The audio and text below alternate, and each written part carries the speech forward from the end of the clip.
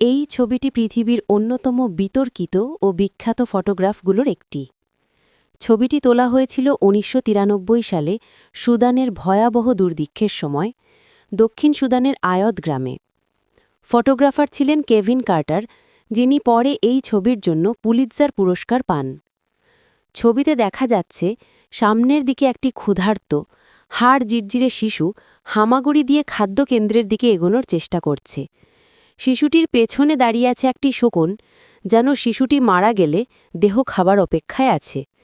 পুরো দৃশ্যটি এক মর্মান্তিক বাস্তবতা প্রকাশ করে: দুর্ভিক্ষ, দারিদ্র্য, মানবিক বিপর্যয় এবং মৃত্যুর সন্নিকটতা। ছবিটি প্রকাশের পর সারা বিশ্বে তীব্র আলোড়ন সৃষ্টি করে। তবে সমালোচনাও হয়েছিল। অনেকে প্রশ্ন তুলেছিলেন, কেভিন কার্টার সাহায্য না করে শুধু ছবি তুললেন কেন?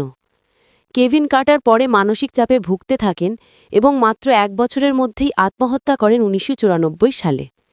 এই ছবি আজও মানব সভ্যতার জন্য একটি বেদনাদায়ক স্মারক, যা মনে করিয়ে দেয় পৃথিবীতে এখনও কোটি কোটি মানুষ ক্ষুধা, দারিদ্র্য আর অবহেলার শিকার।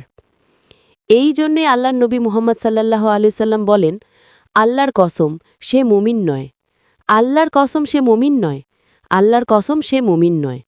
সাহাবীরা জিজ্ঞাসা করলেন, হে আল্লাহর রাসূল, কে সে? রাসূলুল্লাহ বললেন, যার প্রতিবেশী তার অনিষ্ট থেকে নিরাপদ নয়। এবং অন্য বর্ণনায়, সে মুমিন নয় যে নিজে পেট ভরে খায় অথচ তার প্রতিবেশী ক্ষুধার্ত থাকে। আরেক হাদিসে বলেছেন, সে মুমিন নয় যে নিজে পেট ভরে খায় অথচ তার প্রতিবেশী তার পাশে ক্ষুধার্ত থাকে। বলেন তো, সুদানের মতো কোন দেশটির অবস্থা চলছে?